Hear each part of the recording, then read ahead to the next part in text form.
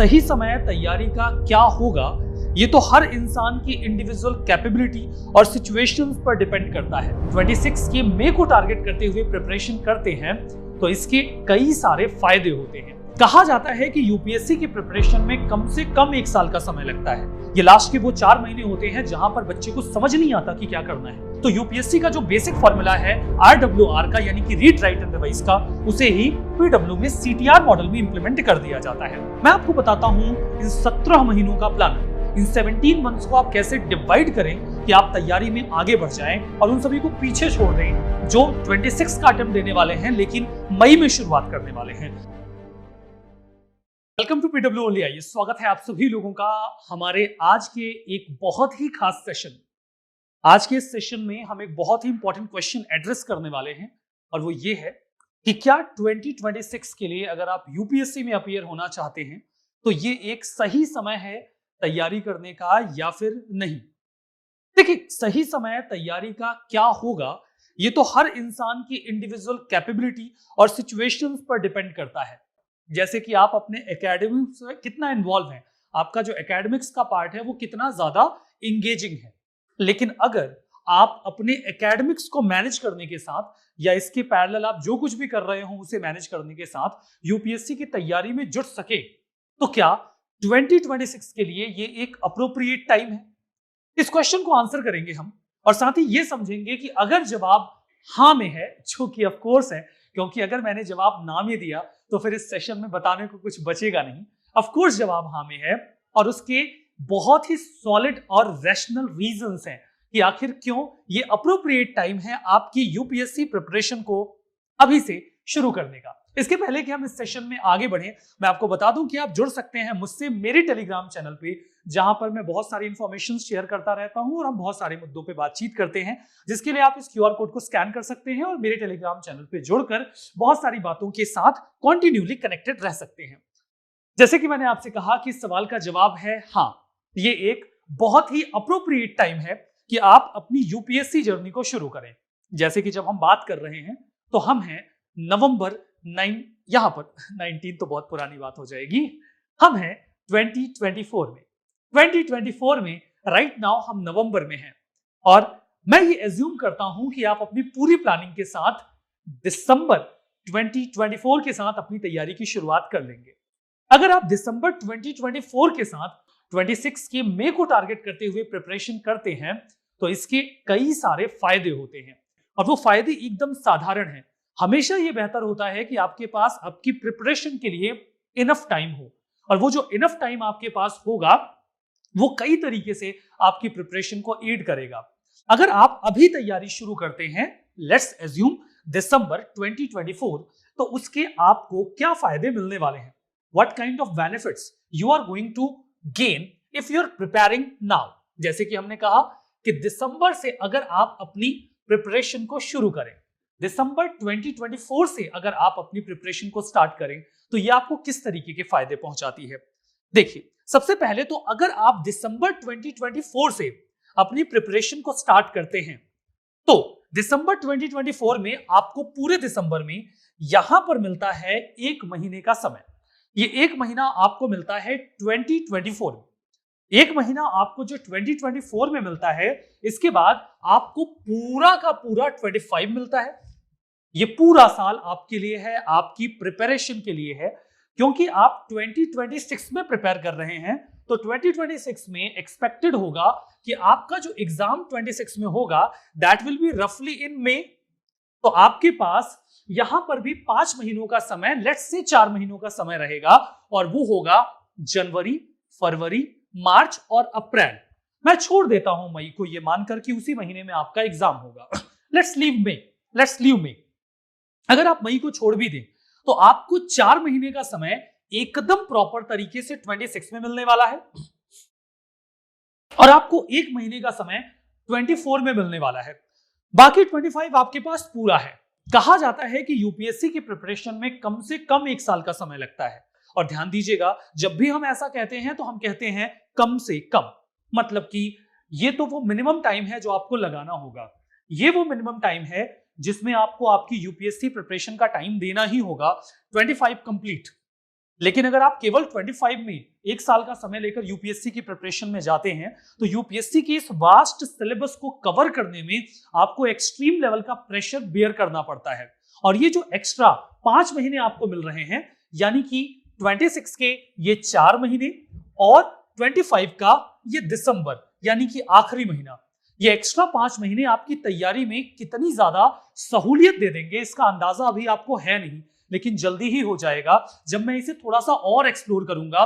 ये 5 महीने आपकी तैयारी में वरदान साबित हो सकते हैं और आप कॉम्पिटिटिव एडवांटेज ले सकते हैं उन एस्पिरेंट से जो मई 25 में अपनी प्रिपरेशन स्टार्ट करेंगे। वो आपकी तैयारी से 5 महीना डिले होंगे और उस 5 महीने के डिले होने के रिजल्ट्स क्या होंगे इसका आपको अंदाजा भी नहीं है। ये बहुत ही अप्रोप्रिएट टाइम है आपकी यूपीएससी जर्नी को शुरू करने का। ये अप्रोप्रिएट टाइम है कई लिहाज से, जैसे कि आपको रफली 1 साल का समय तो आपकी यूपीएससी प्रिपरेशन में सिलेबस को कंप्लीट करने के लिए चाहिए ही होता है, लेकिन वो 1 साल बहुत ही पैक्ड होता है। मैं सीधे सीधे कहूं तो सांस लेने का वक्त नहीं होता। ऑफ कोर्स होता है, हम मेटाफोरिकली ऐसा बोलते हैं, आप सांस नहीं लेंगे तो तैयारी कैसे करेंगे, बट हम ऐसा कहते हैं कि सांस लेने का वक्त नहीं होता जब आप 1 साल में अपनी यूपीएससी सिलेबस को कंप्लीट करते हैं। जैसे ही आप दिसंबर 24 से अपनी तैयारी शुरू करते हैं, आपके हाथ में होते हैं एक्स्ट्रा 5 महीने और ये एक्स्ट्रा 5 महीने आपके सांस लेने के लिए होते हैं। मतलब कि आप अब अपनी तैयारी में थोड़ा सा स्मूथ हो सकते हैं और ये स्मूथनेस जब आती है तो आपके पास आपके सिलेबस को कवर करने के लिए होता है इनफ टाइम। इस इनफ टाइम में आपको ज्यादा भागा दौड़ी नहीं करनी पड़ती और आप बड़े इत्मीनान से और प्यार से अपना सिलेबस कंप्लीट करते हैं। यूपीएससी की तैयारी में कहा जाता है कि आप इंफॉर्मेशन को जितना तेजी से दिमाग में घुसाते हैं वो उतनी ही तेजी से बाहर निकल जाता है। अगर वो इत्मीनान से आपके दिमाग में जाए तो इत्मीनान से देर तक टिकता है। 1 साल में जो रशिंग आप करते हैं, भागा दौड़ी करते हैं, उससे आपके सिलेबस पर आपकी होल्ड घटती है। लेकिन एक्स्ट्रा 5 महीने जो आपको यहाँ पे मिल रहे हैं, अभी से तैयारी करके आपको कुछ खास नहीं मिलना, आपको मिल रहे हैं एक्स्ट्रा 5 महीने और वो एक्स्ट्रा 5 महीने आपके लिए वरदान साबित होंगे, क्योंकि अब आपको भागा दौड़ी नहीं करनी। अब आपके पास इत्मीनान से आपके सिलेबस को कवर करने का वक्त है और वो सिलेबस आप इत्मीनान से कैसे कवर कर सकते हैं उसके लिए थोड़ा सा इंतजार करिए, क्योंकि मैं जो स्ट्रेटजी बताने वाला हूं आप केवल उसे फॉलो कर लीजिए।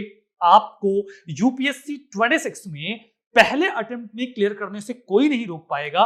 टर्म्स एंड कंडीशंस अप्लाइड, मतलब कि आपको बहुत जी तोड़ मेहनत करनी होगी इन 17 मंथ्स को ऑप्टिमम तरीके से यूटिलाइज करने के लिए। आपके पास होगा एक स्ट्रॉन्ग फाउंडेशन, क्योंकि आप एक इनफ टाइम दे रहे हैं, आप भागा दौड़ी नहीं कर रहे हैं, तो आपके पास एनसीईआरटीज के लिए वक्त है। आप एनसीईआरटीज को रिवाइज कर पाएंगे और आप जो कुछ भी पढ़ेंगे उसमें आप इत्मीनान से पढ़ के अपनी फाउंडेशन बिल्डिंग कर सकते हैं, क्योंकि भागा दौड़ी के चक्कर में अक्सर फाउंडेशन वीक रह जाते हैं। आप बेटर टाइम मैनेजमेंट कर सकते हैं। आप यूपीएससी एस्पिरेंट्स से जो कि बहुत ही पैक टाइम टेबल के साथ प्रिपरेशन कर रहे हैं उनसे मिलेंगे तो आप पाएंगे कि वो बहुत ही ज्यादा परेशान है। कई बार तो केवल इस वजह से वो डिमोटिवेशन में होते हैं क्योंकि वो अपनी खुद की एक्सपेक्टेशन पूरी नहीं कर पा रहे। वो चाहते तो हैं कि वो तैयारी में बहुत कुछ पढ़ लें, जीएस पढ़ लें, ऑप्शनल पढ़ लें, अपना जो एससी की तैयारी है वो भी कर लें, करंट अफेयर्स डेली बेसिस पे कर लें, राइटिंग प्रैक्टिस कर लें, लेकिन भैया आपके पास 10 हाथ पांव थोड़ी हैं, मुश्किल होती है ये सब एक साथ करने में। लेकिन अगर आपके पास एक्स्ट्रा 5 महीने हो तो ये काम बड़ा आसान हो जाता है। आपके पास करंट अफेयर्स को समझ के उस पर होल्ड मेंटेन करने के लिए भी इनफ वक्त होता है। शुरू के 4-5 महीनों में तो करंट अफेयर्स को कैसे समझना और पकड़ना है यही नहीं समझ में आता, और जब तक आपको ये समझ में आता है ना तब तक आप 1 साल का जो टाइम टेबल लेके चलते हैं यूपीएससी तैयारी में उसका आधा वक्त गुजर चुका होता है, और वो जो आधा वक्त आप लूज कर जाते हैं करंट अफेयर्स में वो आपकी तैयारी में जो डेंट मारता है उससे आप कभी उबर नहीं पाते और उसका खामियाजा आपको आपके प्रीलिम्स और मेंस के एग्जाम में भुगतना पड़ता है।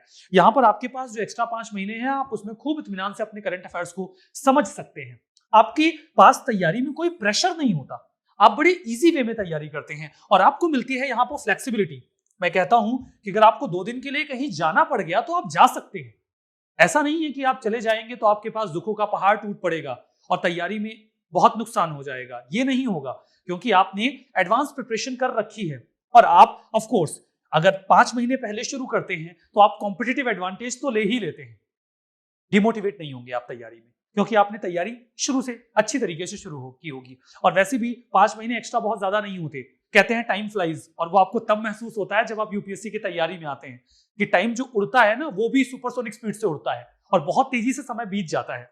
अब सवाल तो ये है कि अगर आप 5 महीने एडवांस प्रिपरेशन शुरू कर रहे हैं यानी कि 1 साल का तो समय लगता ही है, उसमें तो कोई कॉम्प्रोमाइज ही नहीं है। उससे कम टाइम में आप लेंगे तो आपका कुछ होना ही नहीं है। लेकिन अगर आपने यहां पर 5 महीनों का कॉम्पिटिटिव एडवांटेज लिया तो उसमें आप तैयारी को कैसे मॉड्यूलेट करें कि आप एकदम बेहतरीन तरीके से प्रिपरेशन में आगे बढ़ जाएं, बेहतरीन तरीके से प्रिपरेशन में आगे बढ़ जाएं।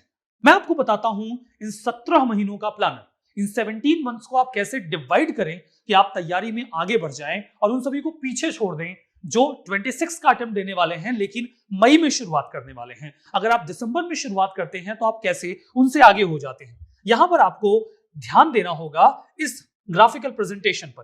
प्लीज आप इस ग्राफिकल प्रेजेंटेशन पर फोकस करिए। मैंने आपके पूरी ड्यूरेशन को 26 के हिसाब से 17 महीनों में डिवाइड कर रखा है। आप ध्यान दें तो मैं ये मान के चल रहा हूं कि आप दिसंबर 24 में अपनी तैयारी शुरू करेंगे और दिसंबर 24 में जो आप अपनी तैयारी शुरू करेंगे, दिसंबर 24 में जो आप अपनी तैयारी शुरू करेंगे उससे 17 मंथ्स के बाद मई 26 में आपका एग्जाम हो जाएगा। मई 26 में तो ये जो पूरी टाइमलाइन है वो दिसंबर 24 से मई 26 के बीच में है। मैं चाहता हूं कि आप इन 17 महीनों को डिवाइड करें 5, 7, 5 या 6 में। ठीक है, इस तरीके से आप इसको डिवाइड करें। तो मैं ये मान के चलता हूं कि चलिए मैं शुरुआत में 6 महीने बांट लेता हूं। मैं दिसंबर 24 से मई 25 तक के समय को अलग कर देता हूं। ठीक है, ये आपके 6 महीने का टाइम पीरियड है। दिस इज रफली 6 मंथ। दिसंबर पूरा मान लीजिए, मई पूरा मान लीजिए, तो आपको 6 महीने का वक्त यहां पर मिल रहा है। आपको मिलता है यहां पर 6 महीनों का समय। You are getting 6 months. You are getting 6 months. ठीक है, तो आपको यहां पर क्या मिला? 6 महीने।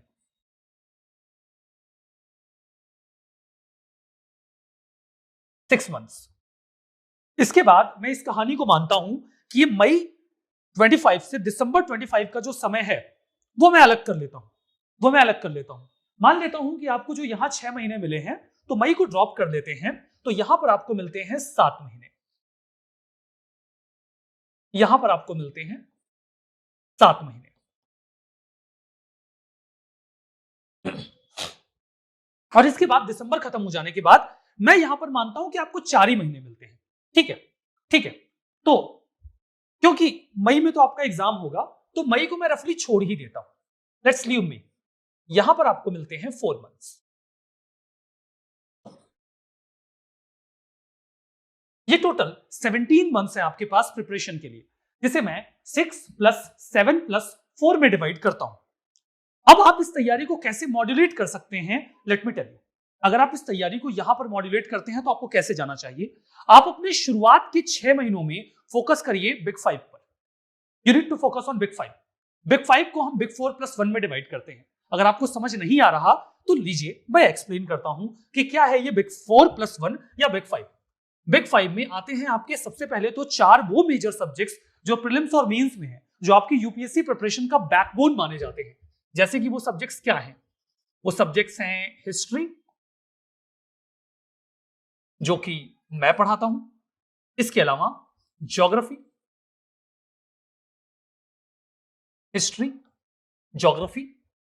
तीसरा बिग 4 में आता है इकोनॉमी, और चौथा बिग 4 में आता है polity. It will be expected कि आप इन 4 सब्जेक्ट्स को बहुत ही बढ़िया तरीके से कवर करें। और मैं आपको बता दूं ये सब्जेक्ट्स जो हैं ये प्री कम मेंस सब्जेक्ट हैं, मतलब कि इनसे क्वेश्चंस प्रीलिम्स में भी आते हैं और मेंस में भी आते हैं, और ये आपका बहुत समय लेते हैं। क्योंकि अगर आपने इन पर ग्रिप बना ली तो आपने यूपीएससी में अपना एक जो बेसिक काम है वो कर ही लिया होता है। आपने अपना जो बेसिक काम है वो तो कर ही लिया होता है। इसके बाद बिग 4 तो हो गया, जिसको +1 हम बोलते हैं, तो वो +1 होता है एथिक्स, यानी कि आपका जीएस पेपर 4, हम इसे कहते हैं एथिक्स। इन 6 महीनों में आपको इन 5 सब्जेक्ट्स पर फोकस करना होगा, हिस्ट्री, ज्योग्राफी, इकोनॉमी, पॉलिटी और एथिक्स। अगर आपने इन 6 महीनों में इन 5 सब्जेक्ट्स को अपने कब्जे में ले लिया तो आपने एक जंग तो जीत ली। इसमें आप इनकी एनसीईआरटी पढ़ने के साथ इनका कोई भी एक स्टैंडर्ड सोर्स पढ़ ले जाएंगे। जैसे हिस्ट्री में बहुत ही सिंपल सी बात है कि आपसे एक्सपेक्टेड होगा कि आप एनसीईआरटी पढ़ के स्पेक्ट्रम पढ़ लेंगे। पॉलिटी में आप आप एनसीईआरटी पढ़ने के बाद लक्ष्मीकांत पढ़ लेंगे। सेम गोज विद इकोनॉमी में आप एनसीईआरटी पढ़ के कोई एक स्पेसिफिक नोट्स पढ़ लीजिए, आप पीडब्ल्यू का नोट्स पढ़ सकते हो। और ज्योग्राफी में भी आप एनसीईआरटी के साथ अपना एनसीईआरटी वैसे ज्योग्राफी में काफी इनफ हो जाता है। बाकी कोई आप एक स्टैंडर्ड सोर्स पढ़ सकते हैं, जीसी लॉन्ग पढ़ लीजिए, या कोई भी जैसे पीडब्ल्यू का आप नोट्स भी पढ़ सकते हो। तो इस तरीके से, और एथिक्स में तो आपको मटेरियल ही पढ़ना पड़ेगा। अब बिग 4+1 में अंतर क्या है कि ये 4 सब्जेक्ट जो है ना वो आपकी प्री कम मीन्स है। ये जो 4 सब्जेक्ट्स मैं यहां पर मेंशन कर रहा हूं ये प्री प्लस मीन्स है, जबकि ये जो एथिक्स की मैं बात कर रहा हूं ये केवल मीन्स का है। एथिक्स से क्वेश्चंस आपके प्रीलिम्स में नहीं आते।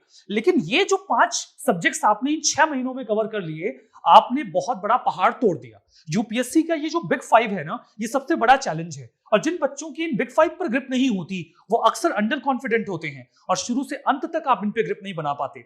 अगर आपने इन 6 महीनों का एडवांटेज उठाया है तो भरोसा करिए कि आप बहुत आगे निकल चुके हैं। इसके बाद आपकी पढ़ाई का, आपकी तैयारी का शुरू होता है अगला पड़ाव, जो कि मई 25 से दिसंबर 25 का होता है। अब इस पड़ाव में मैं कहूंगा कि आप 3 हिस्सों पर फोकस करें। 3 हिस्सों पर फोकस करने का मतलब यह है कि आपके कुछ ऐसे सब्जेक्ट्स हैं जो प्रीलिम्स और मेंस दोनों में आते हैं, कुछ सब्जेक्ट्स ऐसे हैं जो केवल मेंस में आते हैं।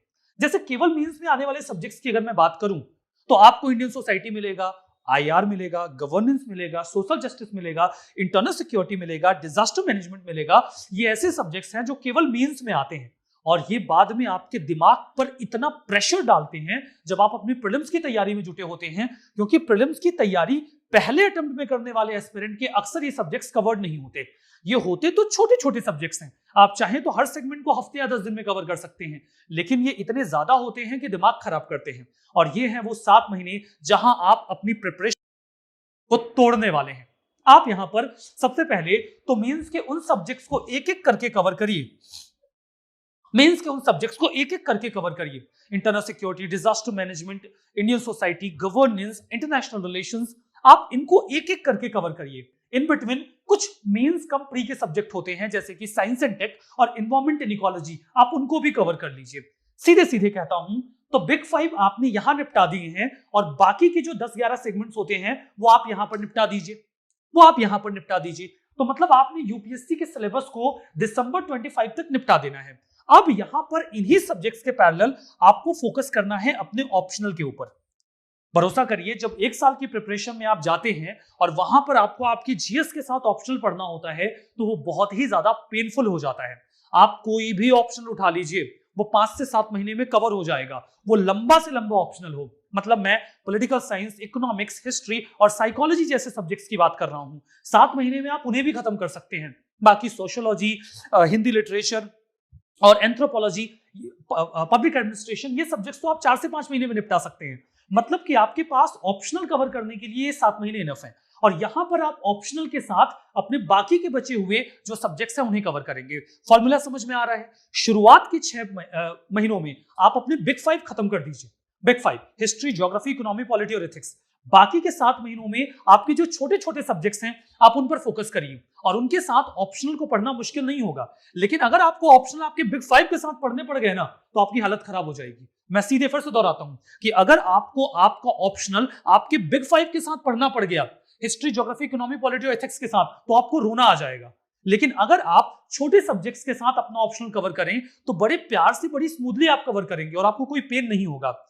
ये वही स्टेज है जहां पर आप अपना प्री और मींस का पीवाईक्यू भी एसेस कर सकते हैं। यहां पर देखिए, मई 25 में आपका प्रीलिम्स का एग्जाम है। यूपीएससी प्रीलिम्स आपको मई 25 में मिलेगा, ठीक है।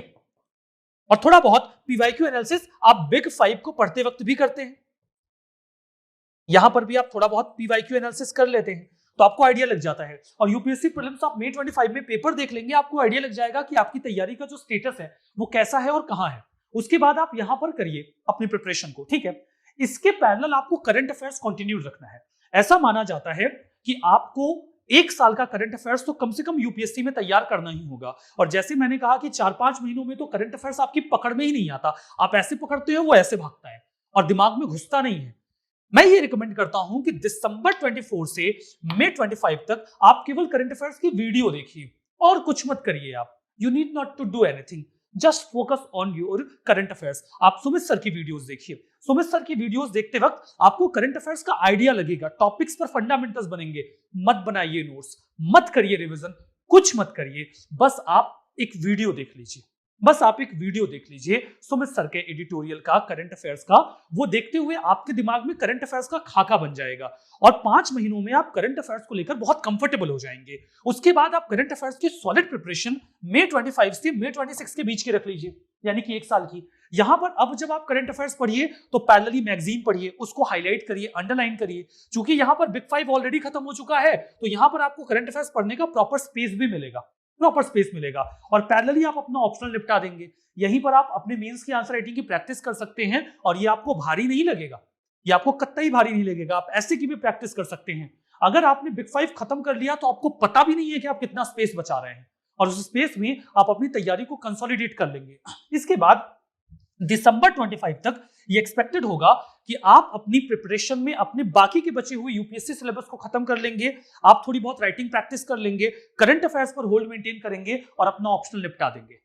बिग 5 आपका खत्म है, उसे आप इन बिटवीन रिवाइज कर लेंगे और यहां पर आप ये सारा तामझाम खत्म करेंगे। फिर आपको मिलेंगे लास्ट के 4 महीने। ये लास्ट के वो 4 महीने होते हैं जहां पर बच्चे को समझ नहीं आता कि क्या करना है, लेकिन जब आप यहां पर पहुंचते हैं तब आपको केवल अपने 4 महीनों में फोकस करना होता है, स्पेसिफिकली ओवर प्रीलिम्स। यहां पर आपने पूरा सिलेबस पढ़ा हुआ है और प्रीलिम्स की भी तैयारी की हुई है, तो यहां पर बाकी के 4 महीनों में आपने जो भी प्रीलिम्स का पार्ट पढ़ा हुआ है आप उसे रिवाइज करिए, रिवाइज करिए। आप चाहें तो उड़ान पढ़ लीजिए एक एडिशनल मटेरियल के तौर पर, आप एमसीक्यूज लगाइए, टेस्ट सीरीज लगाइए, आप टेस्ट सीरीज लगाइए। इन 4 महीनों में आप अपना सीसेट तैयार करिए, मतलब आप अपने आप को कंसंट्रेट कर दीजिए अपने प्रीलिम्स पर स्पेसिफिकली। और यहां आपको कुछ नया नहीं करना क्योंकि आपका सिलेबस खत्म हो चुका है, आपने उसे पढ़ लिया है, अब आपको उसको रिवाइज करके प्रैक्टिस करना है। और अगर आप इस स्टेज को फॉलो कर ले गए, आपको कोई नहीं रोक सकता आपके पहले अटेम्प्ट में आपका एग्जाम क्लियर करने से। आप बस इस 6+7+4 के फॉर्मूला का इस्तेमाल कर लीजिए और दिसंबर के साथ अपनी तैयारी शुरू कर लीजिए। आप इतने आराम से रिलैक्सेशन मोड में तैयारी करेंगे कि आपकी तैयारी कब हो जाएगी आपको पता भी नहीं चलेगा। आपको बस 8 से 10 घंटे का टाइम दिन में स्पेयर करना होगा, आपको बहुत मारामारी भी नहीं करनी होगी, बड़ा स्मूथली आपका जो पूरा सिलेबस है वो कंप्लीट हो जाएगा। इन बिटवीन अगर आप चाहें तो आप पीडब्ल्यूएस को भी इस्तेमाल कर सकते हैं। आप कोई कोर्स अगर ज्वाइन कर लेंगे तो सिलेबस कंप्लीशन की जिम्मेदारी इंस्टीट्यूशन उठा लेगा, वो एमसीक्यूज प्रैक्टिस भी करवा देंगे। इन जनरल इंस्टीट्यूशंस में भी ऐसा ही होता है, जैसे अगर आप यहाँ पे ज्वाइन करते हैं तो वही होगा। मतलब शुरुआत में हमेशा यही बिग 5 ही कवर करवाए जाते हैं। शुरुआत आपकी हमेशा हिस्ट्री या पॉलिटी से होती है, ज्योग्राफी से होती है। तो history, geography, economy, polity, ethics ये 6 महीनों में खत्म हो ही जाते हैं। आप ज्वाइन जैसे भी करोगे, कैसे भी करोगे, वो 6 महीनों में आपका ये 5 पार्ट खत्म हो ही जाएगा। तो आपका जो शेड्यूल है वो फॉलो हो जाएगा और दिसंबर 25 तक तो आपका सिलेबस भी खत्म हो जाएगा। बाकी क्लास के बाद डीपीपी डीएमपीज होते हैं तो आपकी प्रैक्टिस पैरेलली होती ही रहेगी। तो आपको ये मामला जो है वो यहां पे क्लियर करना है। ऑलवेज रिमेंबर, आपके एग्जाम का सीधा सा फॉर्मूला है RWR, read, right and revise. सीधा सा फॉर्मूला यही बनता है।